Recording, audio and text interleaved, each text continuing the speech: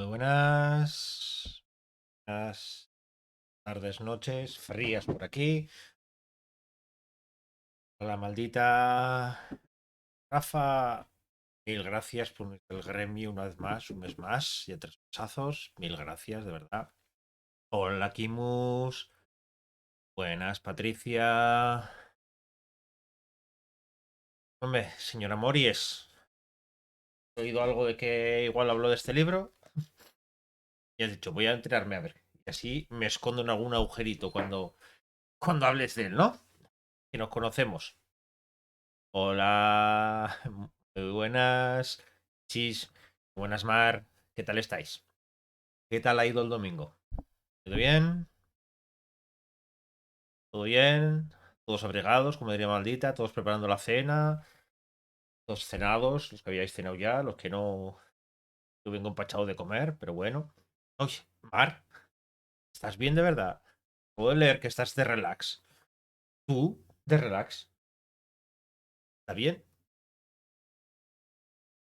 Que vamos. Yo creo que es la primera vez que te oigo que estás de relax en algún momento, que no paras quieta. Ah, vale. Estás dibujando. Eso es para ti, relax. Vale. Que conste como que no estoy abrigo. Mira, manga larga, calefacción puesta. Muy abrigado. No tengo las batamantas de Rafa y compañía, pero es que me da mucho calor. Aquí en Petit Comité, ya que nos conocemos todos, os puedo contar que hoy, por fin, después de COVID, después de todo, nos hemos juntado toda la familia para darnos regalos de Reyes. Mi familia me conoce también y sabe que yo creo que están convinculados contigo, maldita. Porque yo pedí un pijama en manga larga. Largo, pues. A ver, soy vasco, pero bueno. Pero, pero a veces aquí, esto de que estar bajo cero, pues a veces se nota un poquito. Pues no se les ocurre otra cosa que regalarme un pijama polar. Yo estoy convencido que si me pongo eso, me derrito directamente toda la noche y no vuelvo a aparecer. Así que cuando lo he visto, lo primero ha sido, mi familia de verdad me conoce y lo segundo ha sido, maldita, ¿qué has hecho? ¿Cómo has entrado en la mente de mi familia para eso? Sí, póntelo. Ya te digo yo, si me pongo igual mañana me tenéis que recoger con una pala. Pero bueno. Bueno, como podéis ver, ya os he comentado. Hoy empiezo una sección nueva que es las lecturas del mes. Mis mejores lecturas del mes, en realidad, porque normalmente suelo leer, aunque este mes se han dado flojito, pues entre estar con COVID, con niños en casa, dos trabajos y cosas así, pues la verdad que al tiempo para la lectura afecta bastante. Pero he leído, me daba miedo porque este mes tenía lecturas que les tenía muchísimas ganas. Las cuatro. Y las cuatro me han gustado tanto que directamente están aquí. No son las únicas cuatro que he leído. Bueno, que he terminado, sí, pero que estoy en proceso, porque ya que está maldita por aquí, yo sigo haciendo la promoción. Este ya está empezado. Todas las cosas rotas. De una tal Carla G. Sarrión que no sabemos quién es. Que nos abriga mucho. Luego hablaré un poquito de, no del libro en sí, pero sí de que como la semana que viene tendré un programa dedicado a ese libro, no exactamente a ese libro, sino a la documentación y a los años 20, pues aprovecharé para volver a sacar el libro. Y así te vuelvo a poner roja, maldita. Eh, lo dicho, voy a hablar de las lecturas del mes. Pero antes me gustaría, ya que está tan de moda el tema Eurovisión y todo eso, una cosa negativa y una positiva. Eh, Estos días, desde que empezó la preselección y todo eso, en el canal de Telegram de Carla, de Café Librería, hemos estado hablando un buen rato. Mira, ha sido nombrarla ya que aparece. Es otra que yo creo que entre maldita con la telepatía con mi familia y Carla, que yo creo que, que en cuanto digo el nombre aparece por aquí, ha sido como Nieves. Ha sido como decir, voy a hablar de este libro y de repente, uy, Nieves está por aquí. Eh, Quería comentar solamente una cosa, reflexionando. Antes también Carla estaba hablando sobre el tema de Eurovisión, sobre el gran fracaso, el gran... Pero yo sí quería sacar eh, una lectura positiva desde mi punto de vista y de la parte que más me toca a mí. No sé, yo creo que alguna día lo he contado por aquí también. Me conocéis más, también ya sabéis. Yo soy un gran defensor del folclore y de las culturas que hay en distintos países, que no tiene que ver nada en las fronteras con las culturas, un poco hablaba también, las tanchunguerías hablar un poco de eso, que no hay fronteras, y así. Pero precisamente es eso. Eh, que cuando hablamos sobre culturas, las culturas sí que no tienen fronteras. Y la memoria sí que no tiene fronteras, o no debería tener fronteras. Entonces, se puede hacer muchísimas lecturas negativas, es verdad, de lo que pasó. Yo soy el primero. Y ya sabéis, los que estuvisteis en ese chat, ya sabéis, y los que no os cuento. Eh, a mi hijo, pues eso, haciendo la gracia, pues porque como estaba oyendo las canciones y todo eso, un día, hace 3 días, 2 días, puse las canciones de Eurovisión. Y, y a mi hijo le encantó la de Rigoberta Bandini. Luego vio el videoclip y ya le flipó todavía más.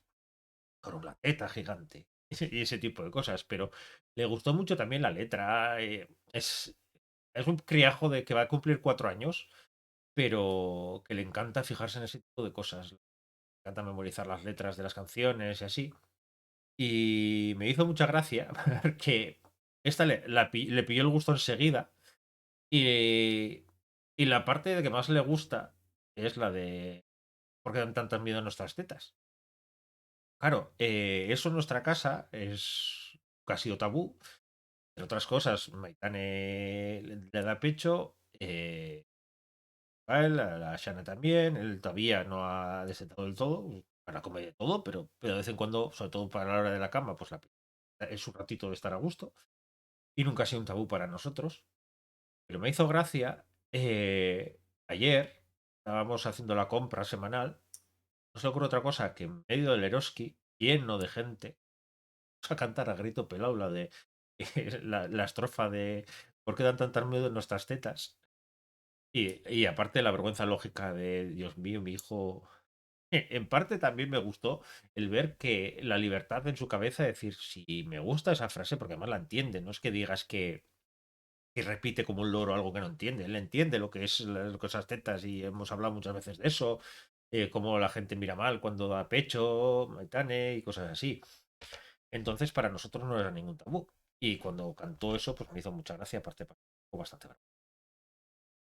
Pero aparte de eso, yo era mucho del Team Tanshun Gate, por todo mi amor por el folclore, por las distintas culturas de este país, que justo lo que siempre he reivindicado es que no hay nada más rico que un país lleno de culturas diferentes.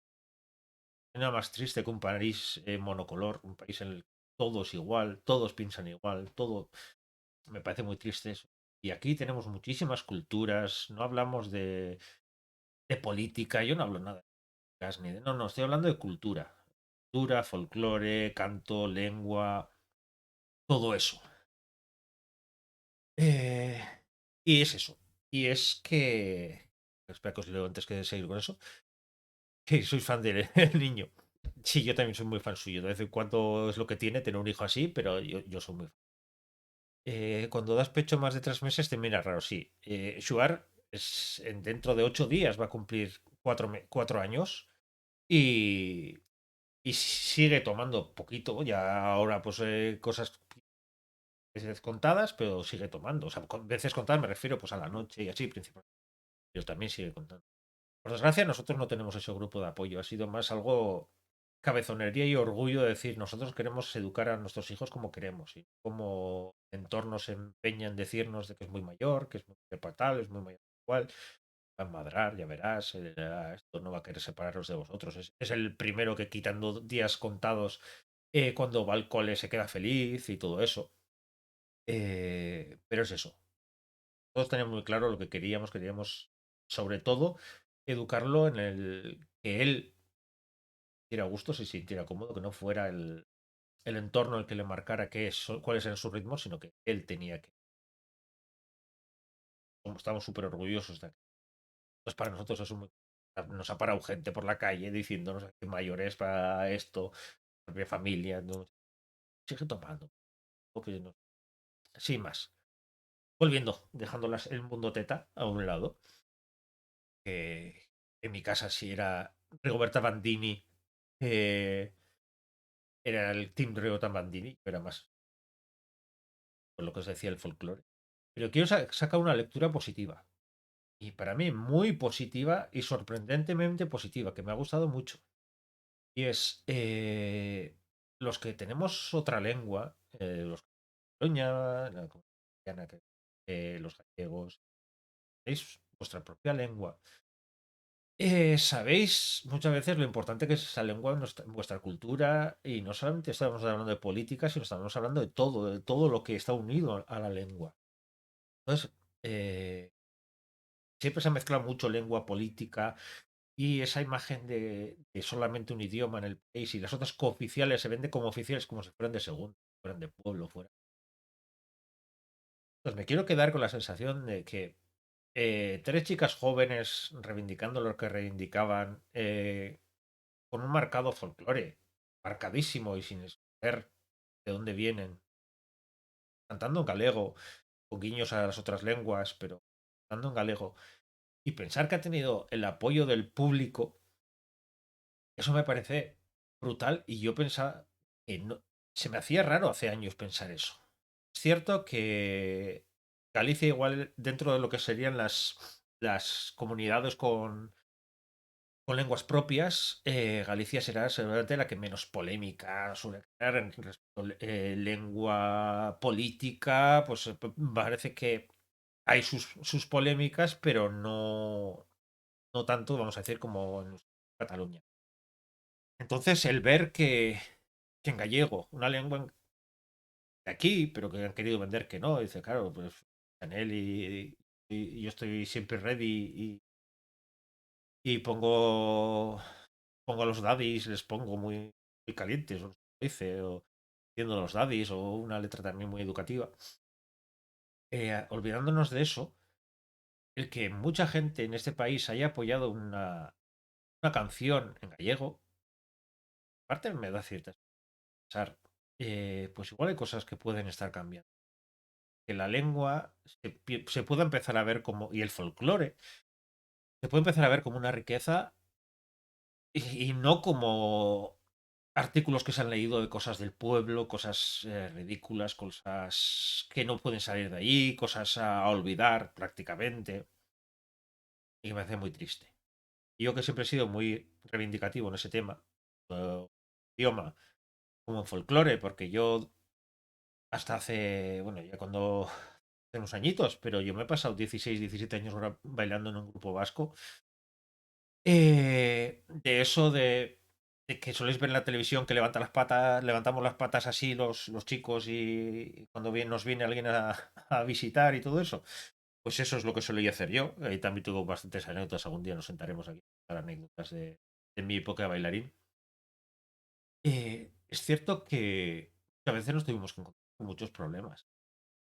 España o cosas así, de problemas de pues, unir lengua con era pues con terrorismo, política, lengua con y es muy triste.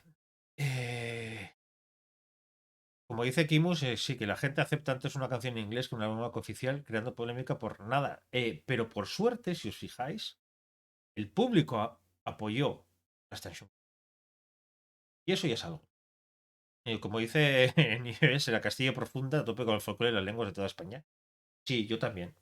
Y para mí es tal riqueza que en un país tengas lenguas diferentes, culturas diferentes.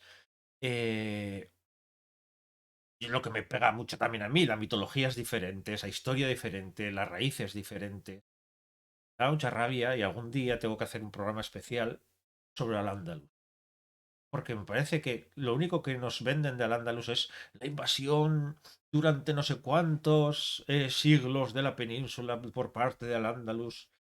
No nos damos cuenta que gran parte de este país ha sido más tiempo Al-Ándalus que España. Y no voy a entrar en si una cosa, la política. No, no, yo estoy hablando de cultura. y intentar cerrar los ojos y decir, eso no ha pasado y España es a partir de la Reconquista, pues. Pero luego nos vanagloriamos de la mezquita de Córdoba, que le llamamos. Nos vanagloriamos de la Alhambra de Granada, de muchas palabras que vienen de ahí, de la guitarra, de tantas cosas que dices, pero hay que esconder esa parte. Es muy triste porque la cultura no es para esconder, las raíces no son para esconderlas. Mucha gente, sobre todo en las tradiciones orales, como hacemos en muchos sitios, como hacemos aquí en Euskadi, es muy triste que durante siglos la tradición oral ha mantenido viva una cultura, ha mantenido vivo un idioma, ha mantenido vivo una tradición, y que ahora, por sentirnos superiores, por ser súper modernos, vivir en el mundo global y en Internet y que estamos aquí en Twitch, parece que decir que amas el folclore o amas la cultura de tu tierra es pueblerino. Y es por eso, yo soy pueblerino y me encanta ser pueblerino, no solamente de Euskadi, sino pueblerino del mundo. Intentar aprender las culturas de cada sitio al que voy. Pero bueno, eso es el rollo que os quería contar al principio, sin más, porque me llegó mucho el tema y como dice eso Patricia, que eso es bastante, es mucho. Sí, para mí es mucho. Y yo espero que en algún momento entendamos que escuchar una canción en catalán, una canción en gallego, una canción era, una canción en castellano, eh, tiene que ser igual de natural que escucharla en inglés, en francés, en alemán y en cualquier idioma. Estamos rodeados de radios, de televisiones que nos bombardean músicas de todo tipo. Todos los países. Parece que si se hace famosa una música, yo qué sé, de cualquier parte de Finlandia, pues es súper moderno escuchar esa canción. Pero en cambio, escuchar música gallega o música catalana, con euskera es pueblerino. Es muy clasista. Y sí, es clasista, es intentar cerrar los ojos ante que de la vista de decir el pueblo que tiene de malo ser un pueblo. Yo soy de un pueblo, es un pueblo grande, son 10.000 habitantes, por mucho que Carla me pregunta si hay biblioteca, sí, tenemos biblioteca. A la mañana me ha preguntado. Pero, pero es que tener esa imagen de los pueblos como algo olvidado, algo viejo, algo que merece la pena enterrar y solamente vivir en la ciudad. Yo creo que toda esa persona tendría que visitar, y no solamente por ser los modernos de hacer un agroturismo, sino que de verdad tenía que visitar un pueblo y darse cuenta la riqueza que puede tener un pueblo, la riqueza que supone un pueblo, por ejemplo, para educar a tus hijos, para la libertad que todavía existe en un pueblo con los hijos, que no existe muchas veces en las grandes ciudades y ser personas, conocer los vecinos y no ser simples números que van por el metro corriendo.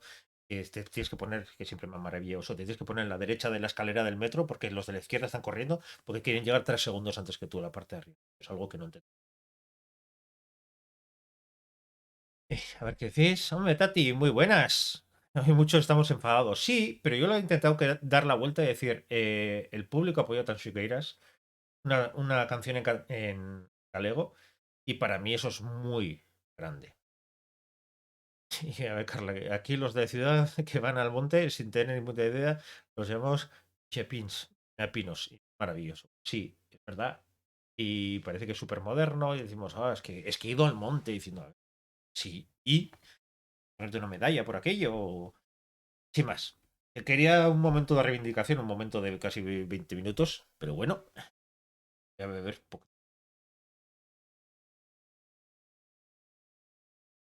Porque al final, luego me enrollaré hablando de los libros. Eh, Sí, eso. Qué bien se respira aquí, dices. Claro, es que se te puede ocurrir que igual en medio de la ciudad con coches arriba y abajo. Yo, por ejemplo, la última vez que estuve en el 24 en Barcelona, me hacía gracia. Me sentía súper raro en calles en las que había 3 y 4 carriles llenos de coches. Claro, en mi pueblo somos 10.000 habitantes, pero en 10.000 habitantes tenemos un paso, o sea, un semáforo. Y es de los de velocidad para que cuando entras al pueblo no entres a 200 por hora. Y claro, y que me preguntan, ¿y cómo pasé la carretera? Y digo, a ver, es un solo carril, tú te paras, el coche para, tú pasas, y ya está. No, y veías, claro, Barcelona, ese tipo de ciudades, grandes ciudades, incluso en Donosti también, en qué zona, que aunque es pequeñita. Pero eso, grandes avenidas de 3 carriles, 4 carriles, que dices, eso es la guerra. Claro, yo estar en un pueblo con un solo, las calles de un solo carril, dices, es maravilloso. Yo estoy feliz aquí. Eh, Tatiana dice, escucha mitad de paseo nocturno. No, no, sí, paramos el coche, pues ya, no, directamente nos ponemos en mitad de la carretera y decimos, a ver, si quieres atropellarme, el coche se te va a estropear. A mí no vas a hacer nada y el coche va al desguace. Tú decides. Y frenan. Es lo que tienen los vascos. Eh, bueno, ahora volviendo a lo que quería. Eh, Voy a hablar de las lecturas del mes. Como os decía al principio, eh, son 4 lecturas. 3 las tengo aquí en físico y una cuarta la tengo en la tengo en digital. Luego haré. 3 que tengo en físico, ya puedes hacer una vista de cuáles son. El secreto Yacase, Dientes Rojos y todas las chicas descalzas. Más luego, La mujer de terracota, que luego os hablaré de ella, os dejo aquí la portada, Duerme Vela. Iré diciendo también que me acuerde yo las editoriales, autoras, para que ya luego pondré también en la cajita, luego cuando pase el vídeo a YouTube pondré en la cajita enlace y todo eso, pero bueno. Eh, Hay 4 libros maravillosos que he leído este mes y quería compartirlo con vosotros. Los siguientes meses seguramente leeré más libros. Ya os he dicho que tener COVID en una casa con 2 niños no ayuda a la lectura. El empezar con 2 trabajos este mes, una mañana, otra a la tarde, más compaginar los niños y todo eso tampoco ayuda mucho a la lectura. Pero por lo menos he podido leer estos 4 librazos y empezar a par más. Y la verdad es que estoy, vamos, más ancho que alto con esta. Primero voy a empezar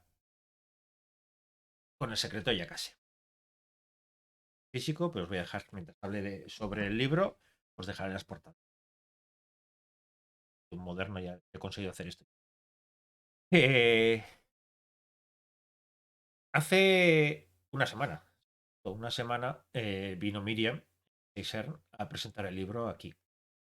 Hace 2 semanas, todavía creo que están los vídeos, y si no, la semana que viene, tanto lo que os voy a contar ahora como la presentación lo subiré a YouTube. Hice un especial sobre Japón. Japón es una cultura que siempre me ha fascinado, por mucho que es tan complicada, es tan compleja y tan diferente a la nuestra en parte que siempre tengo la sensación de solamente quedarme con la superficie, no profundizar más en la cultura, pues algo que desde la estética, la mentalidad, la historia, las decisiones que tuvieron a lo largo de la historia, la manera de ir renaciendo, incluso a partir de la Segunda Guerra Mundial, esas 2 grandes bombas y poder sobreponerse a esa bestialidad. Japón es algo que siempre me ha fascinado. Es decir, sobre su cultura más espiritual, su cultura más ancestral, su tradición con la mitología, las religiones, distintas religiones que hay, desde el budismo. Es una cultura que me ha fascinado. Y claro, a Miriam yo la conocí escribiendo la trilogía de Shirokuni. Por ahora están publicados 2. Yo tengo la suerte de ser beta de los 3 libros. Ya he leído también el tercero. Son 3 libros maravillosos, por docos, y si os gusta la cultura japonesa la vais a disfrutar muchísimo, y si no yo también os recomiendo porque es fantasía, katana y brujería, fantasía basada en una similitud o prácticamente muy parecido a Japón, pero con una libertad que te da que sea fantasía para poder meter las pinceladas que te interesan. Yo creo que Miriam las mete muy. Aquí, en cambio, El secreto de Yakase es una novela eh, a principios del periodo Edo, y es una novela maravillosa. Una novela muy cortita, ya 100 páginas, y, y te deja muy muy buen sabor de boca. Juega contigo porque también hay momentos en los que crees que va a acabar todo muy mal o muy bien o no sabes muy bien cómo va a acabar. Pero tiene una delicadeza para contar lo justo de un personaje principal, que es Shieko, que se encuentra, arranca con su marido agonizante y con la familia política que la desprecia porque no, primero no creen que ha cuidado a su marido, cuando el marido pues se iba de juerga, se gastó todo el dinero y la maltrataba y de todo, pero a su vez porque, por supuesto, no le ha dado. Claro, esa mentalidad está también aquí, de si sirves para algo es para tener hijos y para que tengamos descendencia en la familia, y si no tenemos descendencia, no has hecho tu labor con lo que eres útil, pues arrancamos así, con esa sensación de ella repudiada y teniendo que volver a su familia, la vergüenza que supone ella, además que su familia es de una familia de un pueblo no muy importante, pero bueno, su padre es samurái, entonces cierto estatus, entonces tener que volver con esa vergüenza y sabiendo lo que puede pasar, dar mucho cuando vuelva a casa, porque le han repudiado en su familia política, pues marca toda la historia. Pero a su vez, es una historia en la que las mujeres tienen un gran peso. Pero tienen un gran peso muy bien representado en el Japón de aquella época, porque no es un peso visible, no es una unión entre mujeres muy, vamos a decir, muy cantoso, muy escandaloso, no, es todo lo contrario, es sutil. En cierta manera, cuando pensaba en esta novela y cuando pensaba pues cómo iba a hablar sobre ella aquí, eh, es como los paneles que veis aquí de papel de arroz que se suelen ver en los japoneses, pues como lo que ocurre al otro lado, que ves las siluetas, aquí ves las sombras en esta es la portada que me encanta de Chidori, que por cierto no había dicho la editorial Chidori. En este caso está proyectando las sombras sobre esos paneles, pero yo más me imagino una unión entre las mujeres detrás de esos paneles, que veas la silueta o intuyas o escuchas las voces, que muchas veces no se ve lo que hay al otro lado, pero si escuchas movimientos, escuchas. Eso es un poco la relación que hay entre las mujeres, esa unión entre esta cierta posadera en un sitio, la madre de ella, otra pobre pastelera, el ver que detrás de esa historia, porque antiguamente, esta época del periodo Edo, pues bastante antigua, pero aquí en Europa pasa exactamente lo mismo, unas culturas muy marcado machismo, entonces esa unión que tenía que ocurrir detrás sin que los de delante lo vieran, sin que los hombres lo vieran, pero que sí ocurría, que sí se ayudaban, que sí había esa sororidad que muchas veces hablamos, pero que tenía que haber, porque alguien tenía que escuchar los secretos de esas mujeres. Entonces, esos secretos seguramente se contarían entre ellas, no le contaban a su marido, porque al final no contarían tampoco a su suegra, porque su suegra al final es, el papel de la suegra en Japón es un papel muy potente. Entonces, aquí es justo lo contrario, es buscar esos aliados, esas pequeñas aliadas que puedan escuchar esos secretos que tienes, que te puedan ayudar. Y en una novela tan corta se ven varios episodios de esos y llevan mucho ese hilo conductor de una mujer que ha pasado por ese trance, que vuelve a casa, qué es lo que se va a encontrar. Y es una historia muy bonita, es una historia muy bien narrada, muy bien contada. eh, y tiene un pasaje que además Miriam, que ha hecho este pasaje de narró ella, lo narró ella en el entrevista que le hice y que me encantó. Tiene una escena en la que ella está por un camino sola, volviendo hacia casa, básicamente, y de repente ahí nota una sombra detrás, es un hombre que hay detrás, un samurái, un fuerte bigote, escucha cómo se va acercando cada vez más, los pasos, todo, y esa sensación de miedo la narran muy bien. Y ese es simplemente un detalle, que además os animo a si queréis escucharla, porque vale mucho la pena ese pasaje. Porque además me servía de manera, primero, para que se vea que es un libro que es una gozada leer, por pequeñito que sea. Y por otro, porque enlazaba con otro libro que justo leí después del Secreto de Yakase y que tenía un pasaje muy parecido al inicio que me trastocó tanto que tuve que leerlo más de una vez. Luego, cuando he terminado el libro, he vuelto a releer, porque la idea sí es hacer alguna cosilla con este libro, en el sentido de reseña o por lo menos dar algo. Y que es el siguiente: Dientes Rojos. La gema que- Dientes Rojos, de Jesús Cañadas. El libro, Oscura, es maravillosamente brutal. Yo hace poco lo escribí que me contestó también en Jesús Cañadas. Lo escribí por Twitter.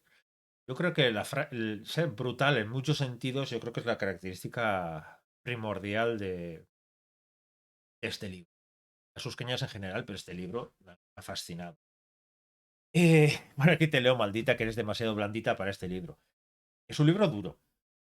Es un libro muy duro. Hay momentos que sí es gráfico en sus descripciones, pero no solamente es porque sea gráfico en sus descripciones, sino es por todo el ambiente, por todo el clima de... Bueno, os cuento un poco de qué va el libro, para los que no lo habéis leído, pues...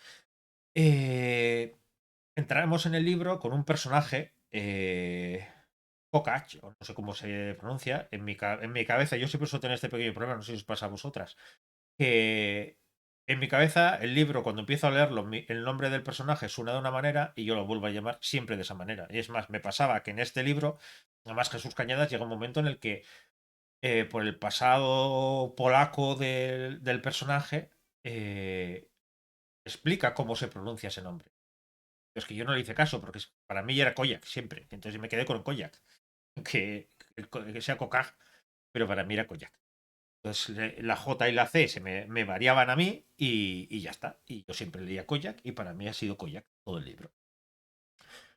Pues este Kokaj, este es un policía en Berlín. Yo todo el rato leía Koyak por los helados, ¿ves? No soy el único que lo llama Koyak. Yo creo que el pobre Jesús diría, a ver, si hay un momento, además bastante al principio del libro, que os digo cómo se pronuncia, además el personaje explica cómo se pronuncia su nombre. Es igual. Para mí es Koyak y ya está. Se acabó. Eh, Empezamos con eso, con este Koyak, que es un policía que acaba de salir de la academia y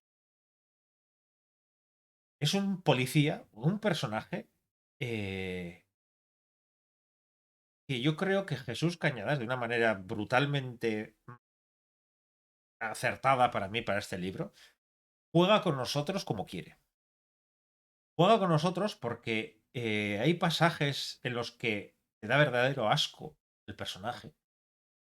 Luego hay pasajes que parece que, que vamos a encontrar un punto en el que agarrarnos y decir es malo porque el mundo lo ha hecho así, que pues suele pasar. Mira, has escrito justo la reseña de este, pues estoy deseando leerla.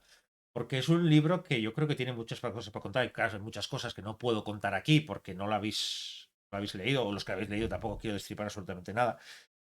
Pero lo que pasa en Dientes Rojos es, ya os digo, este Koyak para mí, Kokaj, pero Koyak, es despreciable desde el principio. Además, eh, o sea, no disimula Jesús Cañadas al presentarnos el personaje. Nos presentan un pasaje que no puedo contar mucho, pero va unido a lo que os he dicho antes, por eso me venía, vamos, que parecía que estaba escrito el primer libro con el segundo, porque tiene un pasaje, como el que os he dicho, muy parecido, pero desde el otro punto de vista. El primero era la pobre mujer que vuelve a su casa en Japón y nota unos pasos detrás, y es un pasaje corto en el que siente ese agobio de que alguien le está acercando y pensar qué puedo hacer sabiendo que no puede hacer absolutamente nada, porque es un samurái, ella le doblan tamaño en fuerza, como mucho gritaría, y dice, ¿para qué? Ella misma se empieza a pensar, mientras nota que cada vez se le acerca más. Pues Jesús Cañadas empieza en este libro con un pasaje muy parecido, pero desde el otro punto de vista, desde el punto de vista de la persona que está detrás de esa mujer que tienes delante. Da tanto asco el personaje, sientes tan mal. Porque además es algo que yo creo que vosotras lo habéis vivido mucho como víctimas, porque es verdad, es víctima de una manera. Y nosotros, si tienes un mínimo de empatía, lo hemos vivido también casi como agresor. A mí me ha pasado, por ejemplo, os puedo contar, hubo una época, años, pero hostia, en San Sebastián, que es de donde yo, pueblo, había un violador que atacaba a las mujeres por la noche en el barrio más o menos donde vivía yo, es un barrio grande y donde vivía yo. Y a mí me ha pasado volver a casa juerga por la noche o a veces de una actuación de baile agotado y ves que estás andando y que tienes una mujer delante, notas en sus pasos, está nerviosa, notas en sus pasos que, que no se siente cómoda, que se siente amenazada porque entonces quiero pensar, iluso, quiero pensar que no nos cuesta nada hacer algo.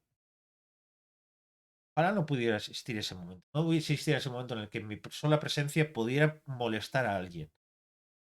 Pero siendo conscientes de ello, siendo conscientes que eso pasa, eh, me parece tan inhumano que no hagas nada. No tengas una mínima empatía y decir, lo está pasando mal, voy a intentar evitar esto.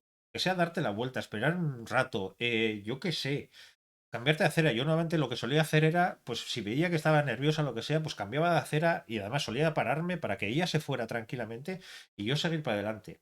Que dices, yo no soy una amenaza. Es que el problema no es que yo sea una amenaza, el problema es que ella cómo puede sentirse ante esos pasos que escuchaba detrás. Y esa es la primera vez que me pasó, me sentí fatal. Porque dije, vaya mierda de sociedad tenemos en las que una persona que está andando detrás de otra, en una avenida además, que es una avenida ancha, que es una avenida bien iluminada, pueda sentirse amenazada por el simple hecho de que yo soy hombre y ella es mujer. Pero es que ese miedo luego lo vives también con tus amigas, lo vives con gente de tu entorno, con amigas del grupo de baile, gente de mi cuadrilla. Y es que es muy humano eso. Y me resulta tan increíble que no exista esa empatía que hay veces que no lo entiendo. Y luego viene Jesús, arranca su libro aquí, te pega tal sopapo de esa realidad, desde ese punto de vista de ese hombre, además, con todo lo que piensa, por todo el camino. No voy a contar mucho más, porque es el arranque y tampoco tiene que. Sí tiene que ver para presentarnos el personaje, pero no por la historia en sí. Pero ese arranque es tan brutal que yo creo que marca todo, absolutamente todo el libro. Marca todo el libro y además hace que tengamos una visión del personaje que de esa sensación de asco, de rabia, de impotencia, de querer, vamos, que sufra lo máximo. Pero es que luego el asqueroso en el buen sentido de Jesús te empieza a meter luego pequeños detalles, pasajes de su vida, de cosas que le han pasado, del entorno, de todo, que parece que está jugando con tu mente diciéndote, sí, es despreciable, pero, sí, es así, pero, y no sabes hasta qué punto te lo está justificando, tú lo estás intentando justificar, tú estás intentando buscar un pequeño rayo de luz en ese asco que sientes al principio. No sé si lo habéis leído y si lo habéis leído, me gustaría si habéis tenido la misma sensación que yo. 30 cañados un día. Pues me encantaría. Además, tengo pendiente alguno suyo y es que me ha flipado tanto este libro en muchos sentidos, sentidos que puedo contar y sentidos que no. Ahora seguiré contando sobre ello. Es tan brutal el libro que nos juega o sea, juega con nosotros en ese sentido, en el eh, estoy justificando esto, pero además cuando puedes tener un pequeño rayo de luz, decir, voy a intentar agarrarme de esto porque al final es un personaje, es el principal, lo estoy viviendo a través de sus ojos. No puedo sentir asco del personaje principal, que es mentira, pero muchas veces estamos muy acostumbrados a leer libros en los que Pues como decía aquella, lo de yo soy rebelde porque el mundo me ha hecho así, pues es exactamente eso. Es decir, ha sufrido mucho en su vida, entonces lo justifico y luego va a tener una redención y además vamos a ver la evolución y vamos a... Y es que Te Cañada se está jugando todo el rato con eso. Y está jugando conscientemente y además tú entras en el juego y sabes que está jugando contigo y te gusta que juegue contigo, aunque lo pases mal, porque te sacude una tras otra, que no sabes cómo sentirte con este Koya. Bueno, yo sí que sé cómo sentirme, o sea, siento asco por un personaje así, pero luego te cuenta de una historia todavía de gente más asquerosa y es como decir, dentro de pues, el negro, pues si este es un gris muy oscuro, eh, tiene pasajes tan bestias que, que es que me parece increíble que alguien pueda crear un libro como este. Si analizándolo fríamente, cuando leí por segunda vez el libro, eh, un poco con lo que dice Carla, que te hace que te enfades constantemente y eso es muy difícil que quieras seguir leyendo a pesar de eso. Sí, es justo eso. Es cómo puedes empezar a jugar con un personaje que ya te lo presenta de una manera asquerosa, pero que le vas dando oportunidades porque vas viendo cosas de él, o vas viendo sufrimientos que ha tenido en su vida, o vas viendo cosas del caso que empieza a investigar, que es un caso muy bestia en el sentido tintes rojos, porque un charco con, bueno, pone aquí en la sinopsis, tampoco es decir nada, pero bueno, desaparece una niña, Rebeca, y está buscándola en un colegio interno, bueno, un colegio en el que se supone que todas están protegidas, en el que Rebeca tiene un pasado, y está todo el rato jugando contigo, está todo el rato jugando con Koyak, y está todo el rato que Koyak sea esa persona que te va arrastrando de un lado a otro y que sientas empatía a veces por él, aunque sabes que está mal sentir empatía por ese personaje, y justo cuando estás sintiendo un poco de empatía por él, por lo que sea, por cómo te ha presentado su vida, su relación familiar y todo, hace algo que todavía te destroza más por dentro, y al final acabas el libro agotado. Es de estos libros que lo lees, sigues, te engancha, pero a la vez te da mucha rabia cómo está jugando contigo, te da mucha rabia esa sensación brutal de sé que esto va a ir por aquí, aunque quiero pensar que no. Y lo gracioso de eso es que una vez que te has convencido de que todo va así, que todos estamos en una novela negra sucia, porque ese es otro concepto que me gusta mucho de esta novela. Ya sabéis que a mí lo oscuro también me tira. Pero yo recuerdo cuando ves el cine, pues solías ver normalmente eran cine negro o cine policíaco o así, pero solía ser muy limpio, solía ser... sí, investigadores como mucho, igual el detective que era un poco pues alcohólico y así, pero bueno, tampoco mucho. Y de repente empezaron a surgir historias. No, yo creo que la que las más se ha convertido en casi un icono de todo esto sería Seven. Que juegan con nosotros y dicen, te vas a sentir sucio viendo. Vas a sentir que te voy a arrastrar a una historia que te vas a sentir que te va a desagradar en muchos aspectos. Pero te engancha de tal manera que tienes que seguir, necesitas saber cómo acaba esto. Y es que llega un momento que Jesús le da un giro a la historia y convierte todo en una, no puedo contar mucho, pero una idea del mal, de, de las víctimas, de los verdugos, de todo el sistema en sí, de cómo funciona el sistema, de cómo ellas son las verdugas, o sea, ellas son las víctimas, ellos son los verdugos, por qué es así, qué hay detrás de eso. No sé, es una historia que de verdad, si os gusta y no os da miedo, yo entiendo, maldita, que digas que eres un poco sensible o blandita para esto, pero es un libro que, ostras, se aprende tanto. Y lo que decía también Carla antes, es que me parece increíble que una persona pueda conseguir un libro en el que puedas despreciar tanto al personaje principal, pero no solamente al principal, sino claro, su compañero es igual todavía más despreciable que él. Tú dices, estoy leyendo una historia sobre crímenes donde el policía, que se supone que es el que me tengo que agarrar de la historia, es asqueroso y tiene de compañero, que al final también es además es superior, porque al final llevan 1000 años ahí, que todavía es más asqueroso que él. ¿Qué me agarro de la historia? Cualquier otra novela con un mundo así, todo se caería en pedazos.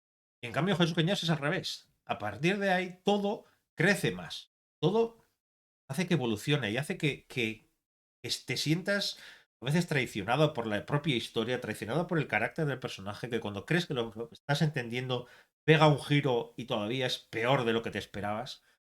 Y es un crescendo así, más luego la historia del caso. De verdad, si os gusta este tipo de novelas, yo creo que es de lo mejorcito que he leído. Eh, Me ha dejado alucinado. Cuando muchas veces hablamos de calidad literaria y siempre tenemos que, parece que cruzar el charco y así para que nos enseñen lo que es calidad literaria y así. Dientes Rojos, yo creo que es, junto con Nieves y hace mucha vergüenza y. ¿Dónde?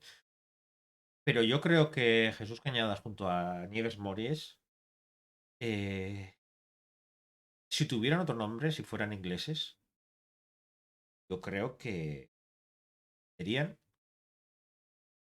Ya te digo, son libros complejos, difíciles, cómodos, y a mí me gusta eso. O sea, me gusta que me sacudan, no me gusta que me acompañen de la mano en un caso concreto. Así a veces, de vez en cuando también para desconectar y todo eso, pero me gusta mucho cuando me arrastran a un caso, cuando juegan conmigo, cuando sabes que estás cayendo en una trampa y lo estás disfrutando. Y Dientes Rojos es así, es una trampa maravillosa en la que te sientes sucio, odias al personaje, odias la historia, odias el entorno, odias Berlín, por mucho que hayas estado, yo estuve, tampoco no estuve mucho tiempo, pero estuve unos días visitándolo, pero llegas a odiar también la propia ciudad, odias el entorno, odias todo lo que rodea esta historia, pero no puedes dejarla hasta el final. Y tiene unos giros y tiene unos sopapos que si os gusta, eh, pero bueno, claro, estábamos así, dientes rojos, puro. Eh, ¿Y qué es lo que pasó? Acabé ese libro. Bueno, la verdad es que estaba leyendo los dos a la vez. Todas las chicas de Scan. Nieves Mories y como pone anotaciones de Alicia Pérez Gil. Eh, Esto es un puñetero máster de escritura por el módico precio de no me acuerdo lo que costó. Es un auténtico máster de lo que es la escritura en sí. Primero, porque se junta para mí, lo he dicho 37 millones de veces por mucho que esconda, la mujer que mejor escribe terror y casi podría decir, puede que no solo terror que conozco yo o que ella disfruta. Pero se junta además con Alicia Pérez Gil, acotando y haciendo anotaciones de los textos, que, que para mí es la persona que mejor lee, analiza y explica literatura que conozco. Pues claro, si juntamos una persona que escribe, que te mueres también de las sensaciones que te provoca. Con una mujer que analiza y que te da ciertas claves sin ser académica, sin ser un máster de escritura, porque una de las cosas que más me gustó de este libro, cuando veía que iba a hacer anotaciones de Alicia Pérez Gil, Alicia sabe tanto de escritura, de ritmos, de todo, que, que por un lado quería que fuera un libro que me explicara técnicas de cómo demonios hacen Nieves para escribir lo que escribe, porque es que es una auténtica maravilla, y te da claves, pero sin ser académica. Me refiero, este libro es perfecto para cualquier persona que ame la literatura, no un escritor en sí. tiene por qué ser un escritor, porque al final los escritores parece que tenemos que estar analizando los textos, aprendiendo. En cambio, los lectores parece que tienen que disfrutar. No, aquí es como dos mujeres, una cuenta una historia y otra te cuenta lo que rodea, te cuenta pequeños detalles, te cuenta, eh, pues eso, esa filosofía que hay detrás del relato, que hay veces que caes, otras veces no has caído suficiente, o te plantea otro punto de vista que igual tú no tenías de ese relato. Y la verdad es que es una gozada, una auténtica maravilla. Primero, decir que Dilatando Mentes, puede pasar, tiene una edición que es auténticamente bestial. Eh, por cierto, Nieves, no sé si sigues por aquí, que te has escondido en el agujerito, pero enhorabuena por haber vendido ya toda la primera edición, que lo merece. Y la primera y la segunda, la tercera y la cuarta. Pero es que luego la edición es bestial, es auténticamente brutal, preciosa, y además es eso. Nieves se apoya en las Mother Ballad, pero de una manera muy libre. Yo también poco sabía de este género musical, más que pues las típicas canciones, pero lo bueno que tiene es que se apoya de una manera libre en estas historias, pero porque al final las historias de Nieves, y algo me fascina. Ah, mira, por aquí está en el rincón. Bueno, estás en el rincón, pero estás por lo menos.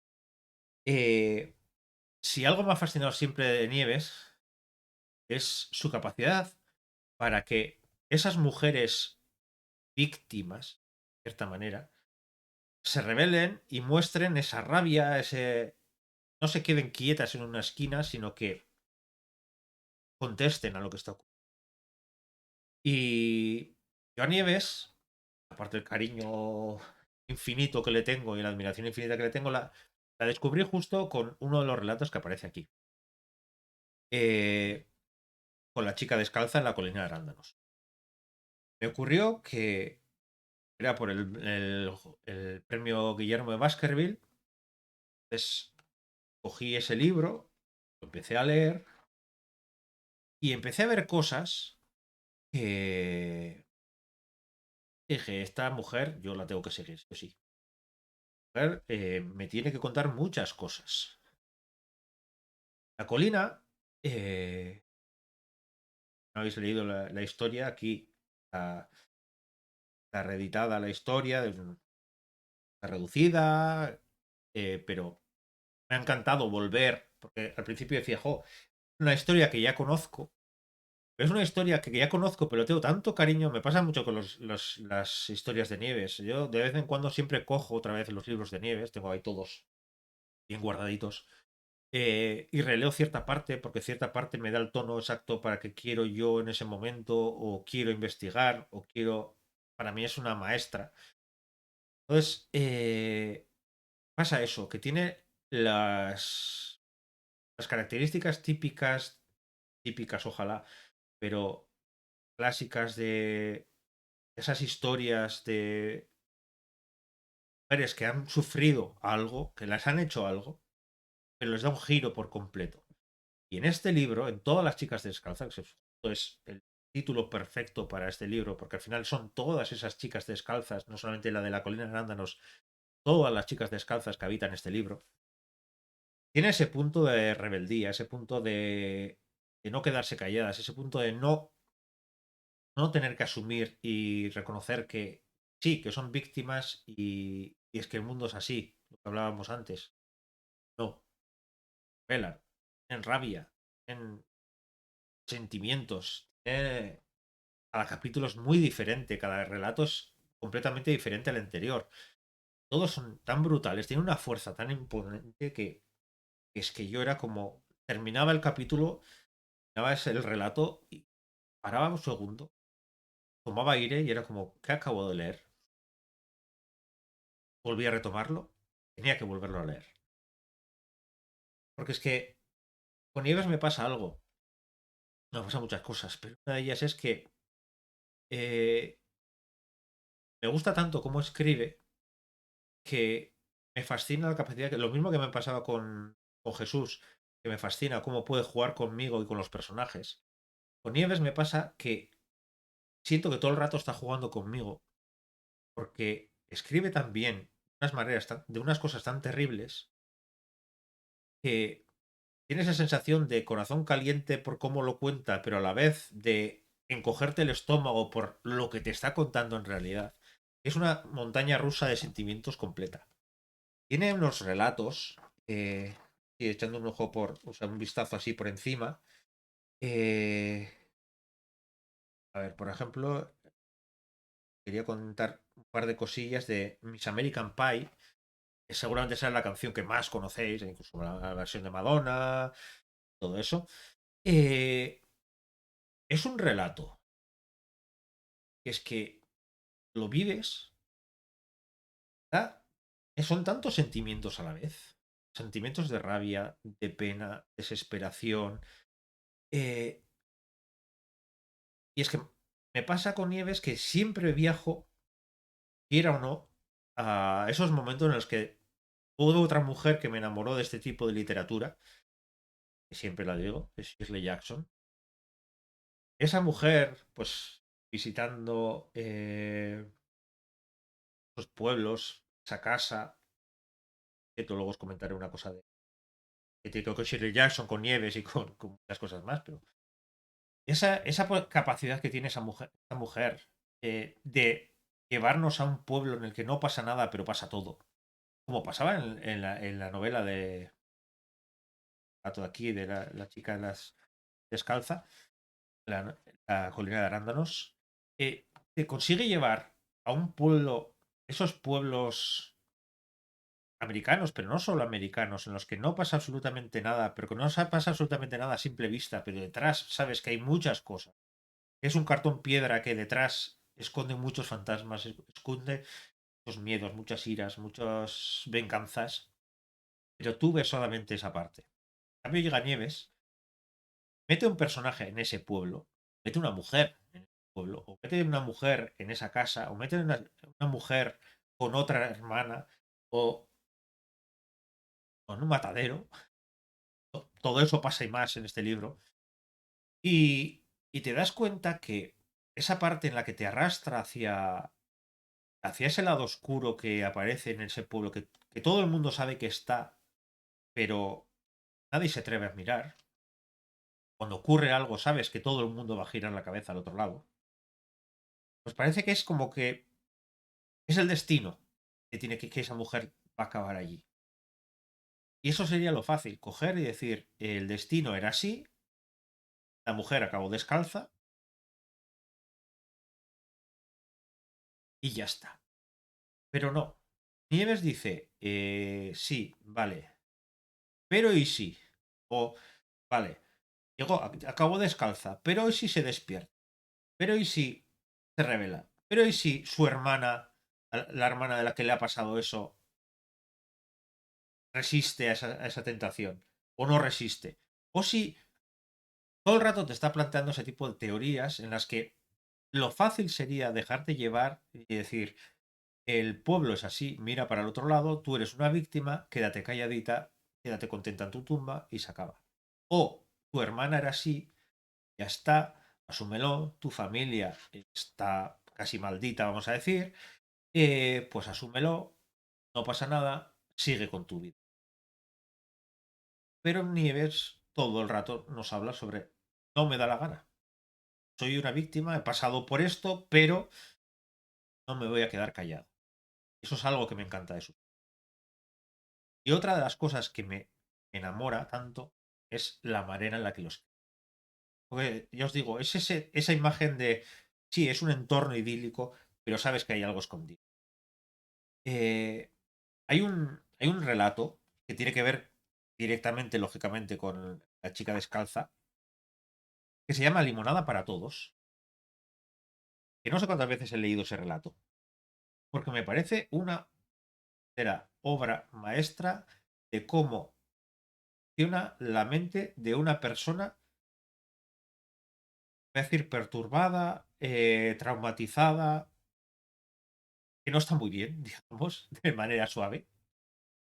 Pero esas conexiones, desconexiones, esa manera de narrarlo, de escribirlo, si lo habéis leído, yo creo que os acordaréis. Es un capítulo, o sea, es un relato muy corto. Además, claro, se llama Limonada para todos y parece que un poco ricochineo, justo lo que, lo que iba a decir, empieza con la receta de una limonada. Tengo que probarla, por cierto, ya la probaré a mis hijos, a ver qué les parece. Empieza con una receta. Eh, pero es eso, esa imagen, eso te empieza primero a explicar la receta, como que no quiere la cosa, y de repente te suelta, voy a leer solamente las dos primeras frases después de contar la receta. Y te dice, yo tenía una hija que se marchó en Navidad. Parece que hoy nevará.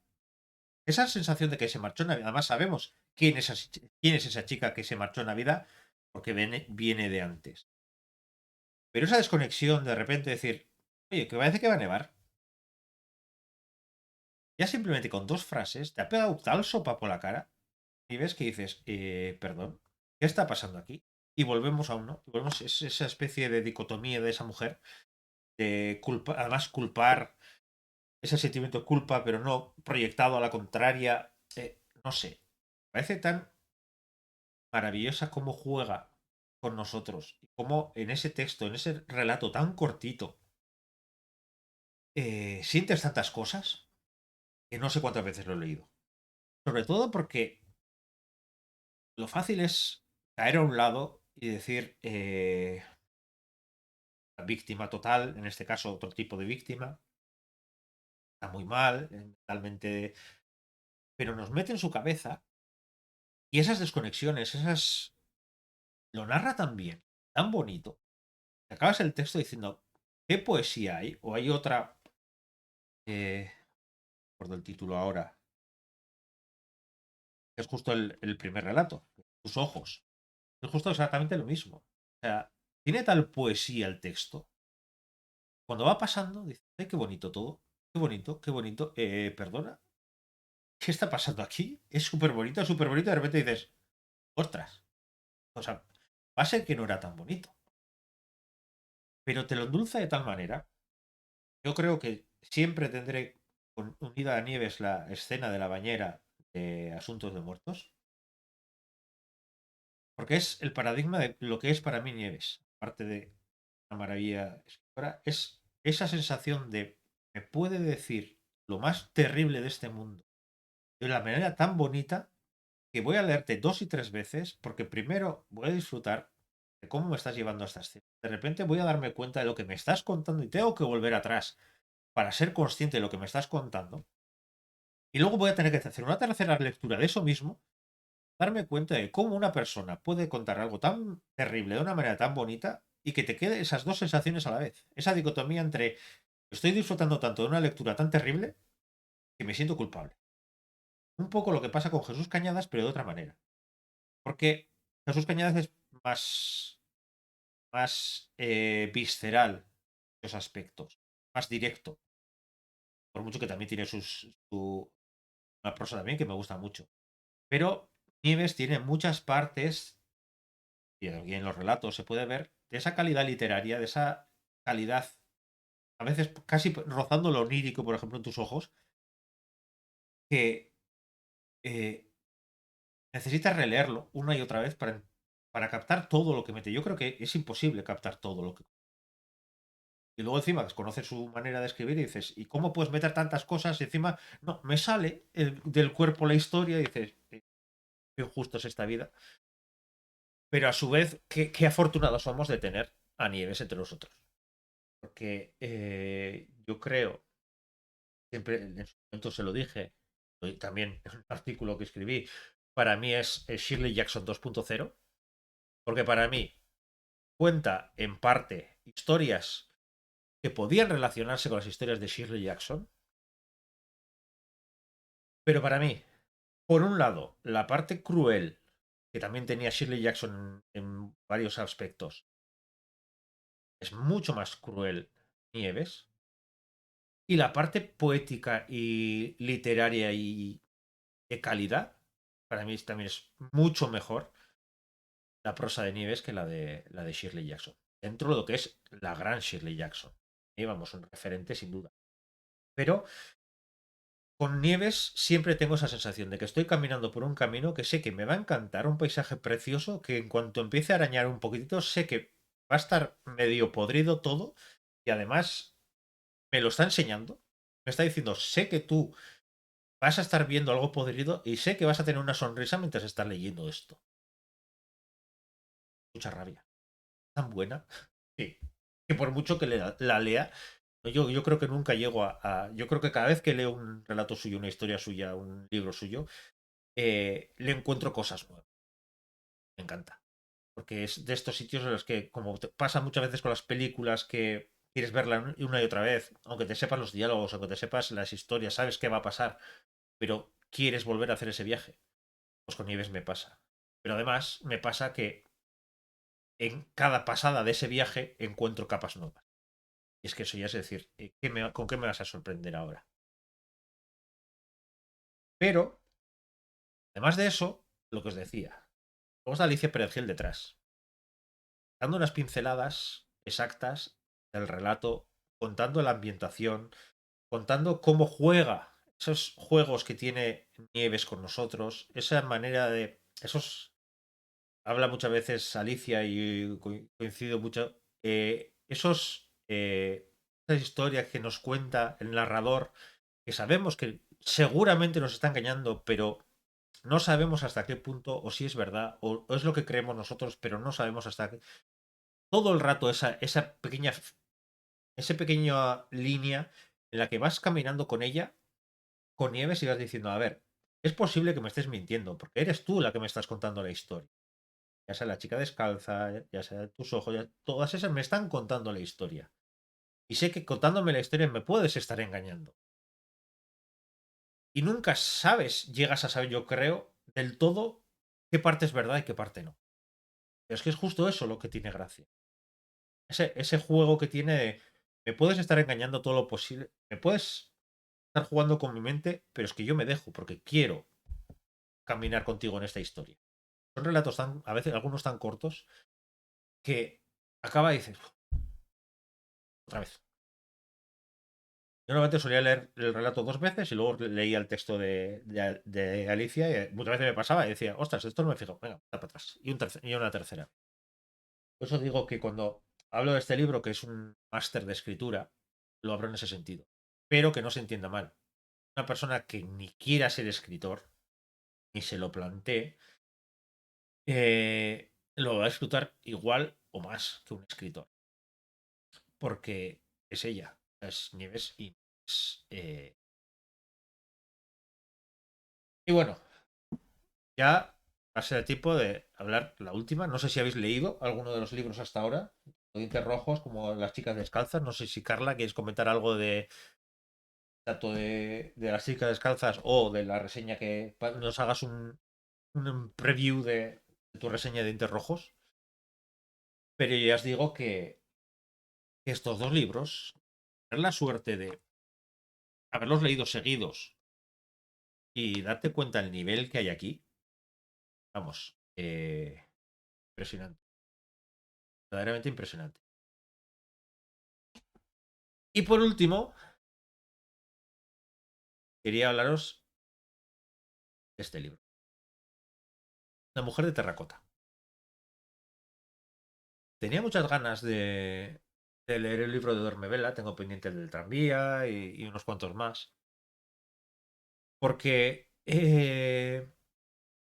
al final es una editorial que justo me está trayendo lo que me encantaría encontrar, y es justo el nuevas historias, otras culturas, otras maneras de ver el mundo, y todo eso está aquí, en La mujer de terracota.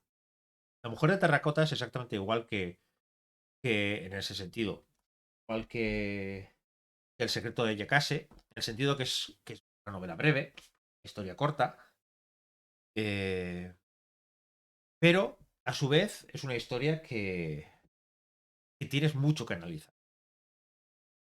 Nos habla de un infierno, tampoco contar mucho, pero un infierno completamente diferente a los infiernos que entendemos nosotros. Un infierno de una cultura oriental, China, también están otras culturas, Malasia y así, en el que es, vamos a ver, el otro lado de lo que solemos ver, sobre todo vemos en documentales o vemos que es eh, una historia de cómo sería, como si, es como si aquí hiciéramos una historia sobre cómo es el cielo, cómo es el infierno cristiano,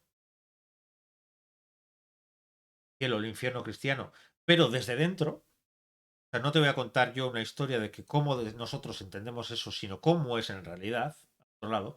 Pues eso es exactamente lo que pasa en La Mujer de Terracota. Pero es que ese mundo en el que estamos, ese mundo que ocurre, que está ocurriendo eso, eh, ese infierno, ves que está lleno de corrupción, estaría este mundo. O sea, es una especie de mundo bis. Y vemos en esas culturas que estamos acostumbrados a ver, no sé si habéis visto alguna vez, cuando queman, incendian billetes, bueno, billetes. Incendian lo que se supone que debería ser billetes. No sé si no son en realidad billetes, son representaciones de esos billetes. Eh, los queman y nosotros vemos, a través de este libro, vemos qué es lo que pasa al otro lado. Una vez que la familia ha quemado ese libro, ¿qué es lo que le llega a esa persona que está al otro lado? Me parece tan maravillosa esa visión, esa idea de si yo quemo esto, ¿qué está pasando al otro lado? Pues yo voy a estar al otro lado y voy a ver si la familia está quemando los bienes suficientes para mi bienestar en este mundo. Voy a ver detalles tan pequeñitos de qué pasa con los guerreros de terracota cuando, claro, al final allí es una especie de infierno en el que luego llega un momento, tarde o temprano, en los que un poco la cultura toman un té que les hace olvidar la vida pasada y renacen o reviven en otro cuerpo. Ahí lo que pasa en ese infierno es decir, es que yo no quiero olvidar lo que he sido, sobre todo si he tenido una vida muy, muy dichosa aquí.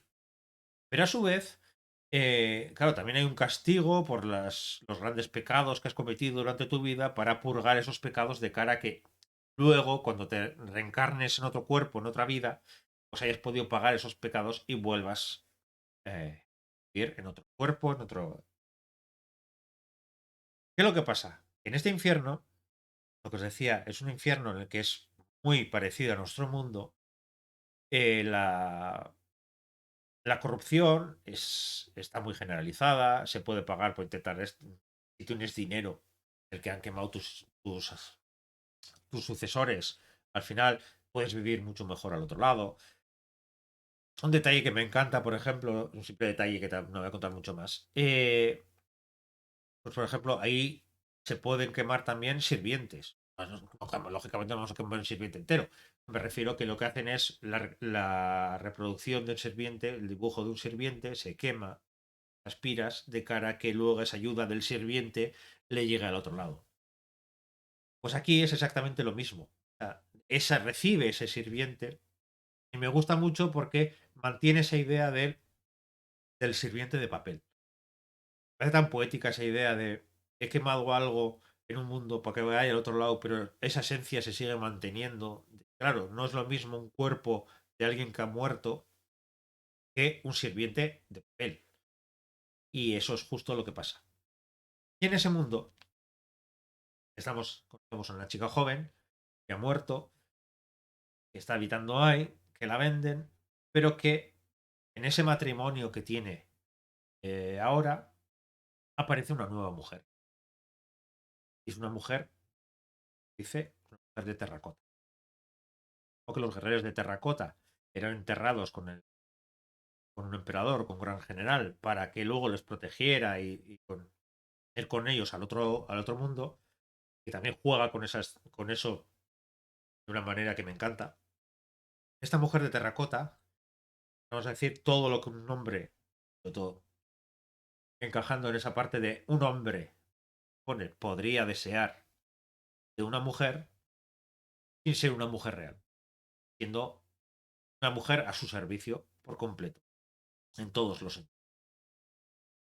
Y esa visión justo luego choca con la historia, que no voy a adelantar, contar toda la historia de la relación entre las mujeres, este hombre mayor que tiene primero una mujer, luego esta chica joven, luego la mujer de terracota, la relación entre ellas, lo que la propia joven va pensando, bueno, está contado por ella misma, va pensando de cómo funciona ese infierno, eh, lo que siente ella, al final al morir joven, hay muchas cosas que tiene que ir aprendiendo. La verdad es que es una novela que es maravillosa. Además está ilustrado por dentro, yo tengo la edición digital, pero está ilustrada por dentro y una ilustración preciosa, además con esos toques rojos que me encantan. Y ya os digo, si os gusta eso, si queréis ver otra visión de un infierno, como el infierno que vemos, un infierno mucho más burocrático, un infierno, claro, vamos a decir que es la élite del infierno. Si queréis visitar un sitio así de la mano de una mujer y ver cómo viviría la situación, os recomiendo mucho. Aparte de Duermevela, yo creo que ha hecho un trabajo muy interesante. Más por los propios comentarios de Kulan de ilustración. Pero nada, yo hablo un poco de esto. También comentarios de Kulan, que es de la ilustración, de por qué ha hecho esas ilustraciones. Que siempre ese tipo de cosas le dan un plus. Y al final, eh, cuando acabamos la historia, me gusta mucho que lo que nos hace es. No nos han cortado la historia por la mitad contándonos relaciones de esa historia con la cultura real, con la cultura de esa cultura oriental, sino que luego lo que hace es una especie de repaso de la historia, de los pequeños detalles, un hilo rojo que tiene mucha importancia, que es, cómo funciona esa mentalidad del infierno, de la reencarnación, dando cuatro o cinco claves que además yo creo que es el punto perfecto para que te enganches a cultura y digas, quiero saber más de ella. Y esta historia, La Mujer de Terracota, aparte que es una historia preciosa, una historia breve, pero muy rica en matices, eh, te abre las puertas y te abre la mente a una cultura que seguramente no conocemos. O los que conocemos la conocemos muy poco por encima con clichés y que te anime a conocer más y a darnos cuenta que historias basadas en lo que y volviendo un poco a la historia, lo que os contaba al principio, volver a esas raíces, volver a esa historia, a esos personajes que nos han traído hasta hoy en día. Podríamos volver otra vez de las tanxungueiras, de todas las cantantes anteriores para que ellas llegaran aquí. Pues exactamente lo mismo que La Mujer de Terracota, todo lo que ha pasado antes para que llegue este libro, como en la tradición bien entendida la tradición, bien entendida cultura, se pueden contar historias muy diferentes, muy ricas en matices y muy atractivas, no solamente para tu cultura, es lo que parece que siempre nos venden, que si yo cuento algo sobre un infierno, también vive, creo que era de Malasia, ella, así, donde viven, no solamente puede ser para ellos, no, no, para nada. Nosotros aquí, con una cultura completamente diferente, la gran mayoría de veces con un desconocimiento total sobre esa cultura, sobre cómo entienden la vida, la muerte, la reencarnación, el infierno, se puede disfrutar tanto de este libro.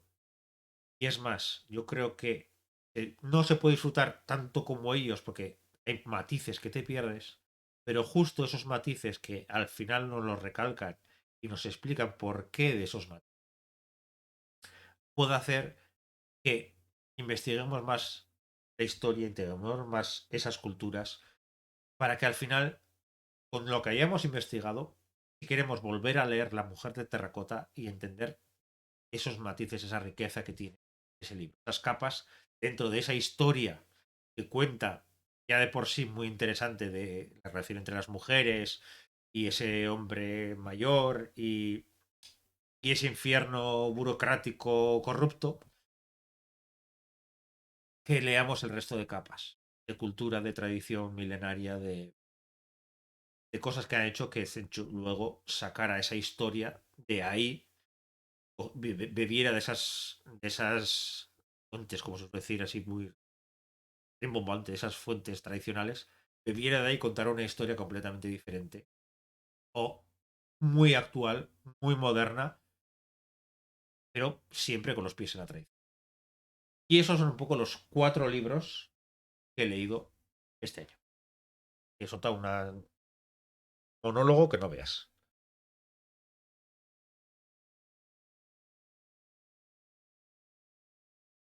Somos el Team Rocket de la perdición de los libros. No sé yo si el Pikachu de Carla estaría de acuerdo. No se llevan muy bien Rocket y Pikachu, pero bueno. Tú tiéntanos que al final acabaremos haciendo el bailecito y todo de la canción. Lo que pasa es que nos falta el Meow. Y alguien Tú, por ejemplo, el Sin Maldita, si quieres el Meow, oye, estamos aquí una performance que no veas, estupenda. Esta pendiente no me cae en una estantería de suelo al techo. Sí, me suele pasar a mí también. Ahora he intentado frenar un poco. Me quiero poner al día, aunque no sean grandes novedades. Pero también es verdad que en este, por mucho que es cierto que justo he hablado de 4 que son bastante novedades, pero sí quiero también que no sea todo novedad, que no se entienda el hablar de libros, hablar de las últimas lecturas como estos últimos libros que han llegado a mí porque, y sobre todo, bueno, han llegado a mí, entre otras cosas, porque los he pagado. Quitando, mira, me tengo que acordar también de eso. El de Sencho, el de la mujer de terracota, ha llegado a mí porque soy mecenas de... ¿Qué fue? Pues voy a meter la pata. Eh, no sé, estoy pensando estoy pensando así, tampoco quiero meter la pata y quiero ver a ver si era este, pero yo juraría que sí, que mirar, os voy diciendo, eh, yo creo que era este libro el que... Sí. Eh, Siendo mecenas de Adela Brack, pues sortea una vez al mes un libro.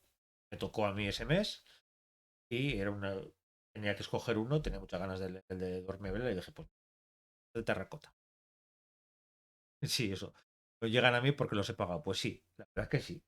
Y bien, bien pagado y bien orgulloso, porque lo que os decía también de que tenemos que sentirnos orgullosos de las letras que tenemos de país. Autora maravillosa, habla sobre Japón, pero catalana, bueno, catalana, salmantina, pero que vive en Cataluña. Y luego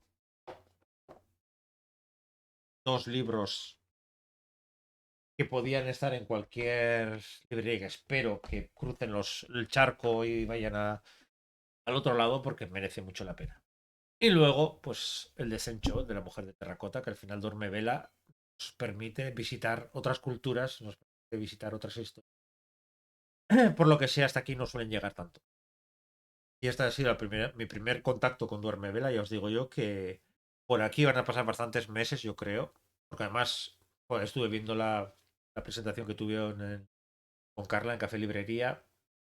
He visto los estrenos, tanto los del año pasado que tengo pendientes, el tranvía y alguno que otro más lo que se preveía para este año.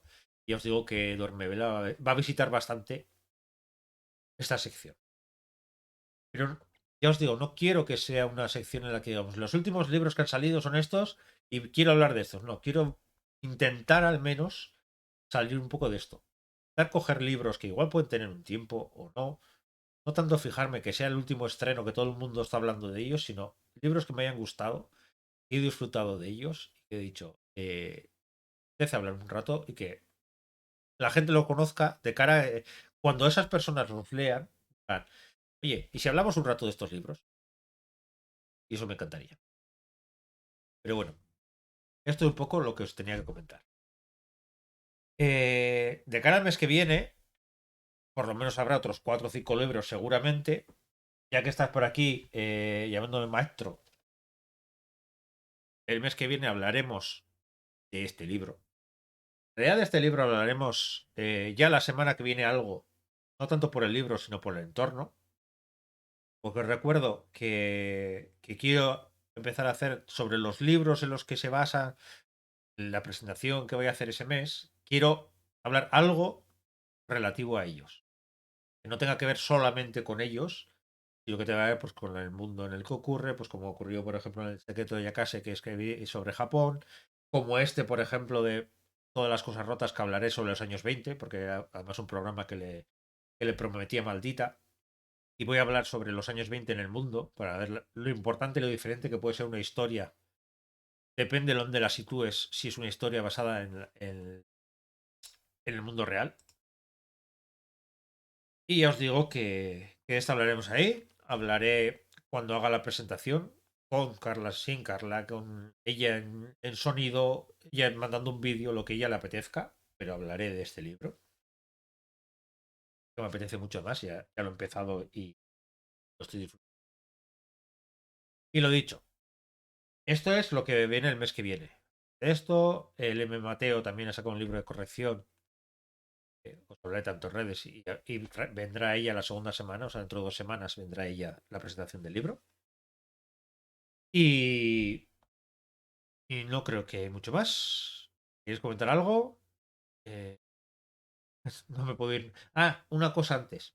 Y además tiene mucho que ver con Diente Rojo, con, con todas las chicas descalzas. Sabéis que yo soy parte de La Palabra Errante, podcast, que seguimos estando cada 15 días en directo, haciendo lo que mejor sabemos, un poco el gamberro y un rato, pero hablando de libros.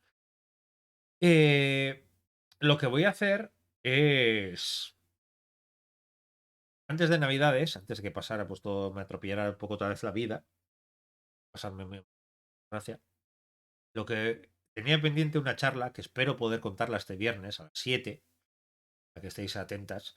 Si hay cambios por lo que sea, porque al final estoy con el tiempo que estoy, pero me gustaría hacerlo este viernes, es hablar sobre la familia y el terror. Yo creo que es un tema muy interesante. Ya comenté en su momento en la palabra errante que quería hacer pequeños programas hablando sobre tema concreto, basándome en libros, no solo en libros, también hablar de cine o de series o lo que sea. Pero eh, sí, la palabra errante está en iVoox, sí. Tienes todas las estamos ya en la segunda temporada, están todos los programas ahí. También estamos en iTunes, en no sé cuántos más. Me suelen decirlo Monse, yo soy para eso soy bastante peor. Sí, en iVoox estamos. Y ya os digo, la primera temporada la grabábamos y la segunda temporada la hacemos en directo, porque hemos visto que en Twitch al final somos varias hablando. Ya sabéis que yo hablo en femenino plural porque al final somos, en estos momentos somos 5, son 4 mujeres y yo, pues me parece ridículo hablar en nosotros somos, porque claro, yo soy más importante que las otras 4, y justo lo contrario, pero bueno. Entonces, eh, ya dije que en su momento dijimos, cuando dimos el salto aquí a Twitch, que cada uno escoger una sección que creía que podía aportar algo. Yo quería charlas temáticas sobre cosas que me preocupan o que me remueven por dentro, lo que sea, y utilizar la excusa de los libros para hablar sobre ello. En este caso voy a hacer eso, voy a hablar sobre la familia del terror, porque, voy a decirlo así, estoy muy cansado de eh, nos vendan siempre que la familia es lo que siempre está a tu lado, la familia es la que te protege, la familia es la que siempre puedes contar con ella, la familia nunca te traiciona, nunca te abandonará, nunca te hará daño, si no le hace daño, no, no, para nada. Y quiero utilizar en el buen sentido enseñanzas que nos han traído tanto Nieves Mories, Alicia Gil, la familia diferente con una visión no tanto de terror como también dar cierto punto positivo a la familia de bionautas.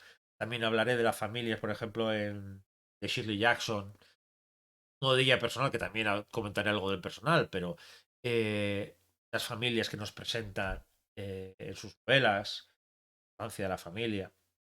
Hay tantas novelas o tantas series, tantas películas que nos hablan de la novela, o sea, de la familia, pero de una manera muy real, aterradora y nada edulcorada. Me parece que, como es en terror, como es esto, dice, sí, no, son clichés, son al revés. El verdadero cliché es pensar que por compartir sangre, eso hace que la familia sea ya de una manera. Hay mil familias distintas, mil familias maravillosas, familias que se apoyan, familias que se odian, familias que se matarían, familias que se han matado, familias que se perjudican todo el rato, familias que se autodestruyen. Quiero hablar de eso. Quiero hablar de que cómo la familia, ese ente sobrehumano que parece que todo lo protege, es algo que nos lo han vendido y parece que no podemos romper eso. Parece que tu familia es esta y tienes que estar agradecido porque la familia. ¿Qué es lo que pasa? Que cuando tienes una familia o en tu entorno hay una familia que no cuadra con eso, hay algo que se nos cuesta mucho abrir los ojos y darnos cuenta de eso. Y eso nos hace aún más daño. Pues quiero hablar de eso, quiero hablar de las familias en el terror, quiero hablar de la familia, quiero hablar de cómo han vendido esa imagen de la familia como algo que no se destruye, siempre está a tu lado. Un mensaje que a mucha gente le ha ayudado mucho, cierto, pero hay mucha gente que le ha hecho muchísimo daño esa imagen única de la familia solo está por tu bien. Quiero romper. Yo, en su momento, planeé este programa para Nochebuena. Yo soy así de maravilloso y de navideño. Que por cierto, se me ha olvidado la taza. He venido corriendo de Donosti y se me ha olvidado la taza que había dicho que la taza es rey. Que uy, Dios rey.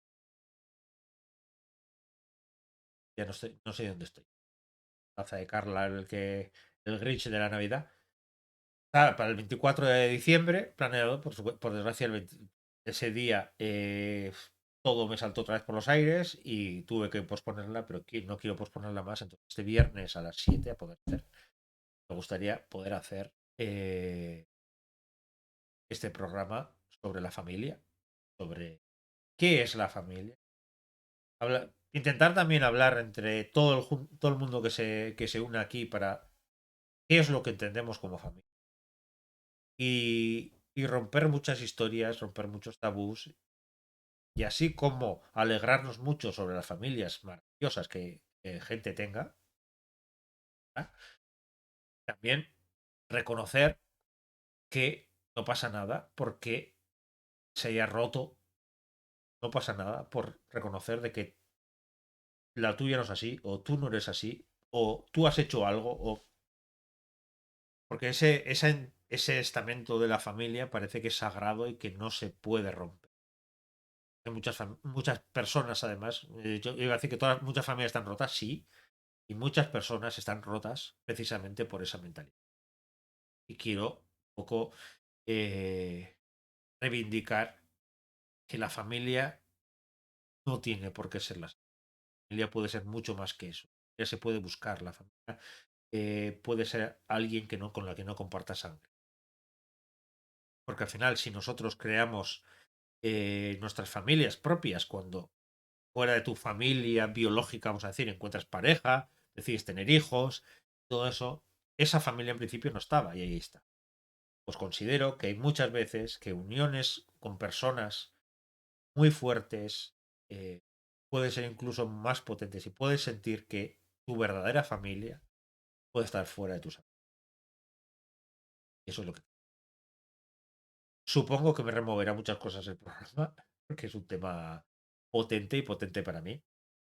Pero yo creo que, pues mira, me apetecía hablar del tema y darme y compartir ese rato para hablar y basarme en historias de familias para ver que la familia, familias de Nieves, Mories, las familias de Lizzie Percy, autoras, puede hablar sobre sus familias personales, pero como autor. Os tienen mucho que mostrar para decir, ¿estás seguro de que la familia es eso? Y solamente, ¿vale? Pues nada, voy a tener que dejar. Que tarde, que llevo hora 40 cascando de 4 libros y cascando las Tanshun Giras. Team Tanshun. Lo dicho, muchas gracias por estar aquí, como todos los domingos. Un directo de 12 horas, sí.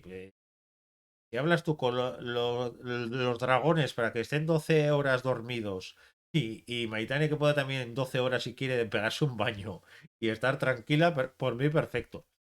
Pero mientras tanto, el directo de 12 horas lo veo complicado. Pero ya os digo que me viene muy bien, profunda. Y este ratito, por mucho que sea, os parezca que sea solo hablar, que sea adicional para nada. Primero porque aquí estáis escribiendo. Y segundo porque hay veces que necesitas sacar. A veces contar lo que te pasa y otras veces sentirte acompañado para decir, eh, aunque te sientas una mierda, igual no lo eres. Y hay veces que cuando estás aquí, ¿vale? No que eres una mierda, sino todo de algo que le ha gustado, libro. Os parecerá una tontería, pero los que hemos pasado por muchos ratos de edades, encontrar gente que te escucha a gusto. Así que lo he dicho.